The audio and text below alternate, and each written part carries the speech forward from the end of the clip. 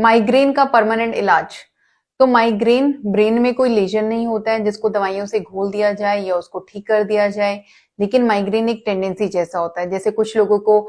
जुकाम की टेंडेंसी रहती है, सीजन चेंज होता है तो एलर्जी की टेंडेंसी रहती है, और जब सीजन नॉर्मल हो जाता है गर्मियों के मौसम में उनको कोई छींके नहीं आती है, कोई दिक्कत नहीं होती है। ऐसे ही अगर माइग्रेन में आपके ट्रिगर्स आएंगे तो अटैक आएगा, और अगर आपने अपने ट्रिगर्स को, अपने लाइफस्टाइल को ठीक रखा है तो वो दिक्कतें आपको नहीं होंगी। वो सरदर्द का अटैक, वो थ्रॉबिंग हेडेक, जो एक साइड का हेडेक होता है जिसमें आंख में भी दर्द होता है, सर में भी दर्द होता है, उल्टी जैसा मन होता है, लाइट से परेशानी होती है, ऐसा मन करता है कि किसी अंधेरे कमरे में लेट जाए, कोई हमसे बात ना करे, वो जो अटैक्स होते हैं उनकी फ्रीक्वेंसी कम हो जाती है। तो इस चीज को समझिए कि माइग्रेन एक टेंडेंसी होती है और आपको उस टेंडेंसी को कम करना पड़ेगा अगर आपको उसका परमानेंट इलाज करना है। दवाइयां दी जाती है उसको कंट्रोल करने के लिए, लेकिन दवाइयां उसका सिर्फ 50% सोल्यूशन होती है, बाकी 50% पेशेंट के हाथ में, आपके हाथ में है।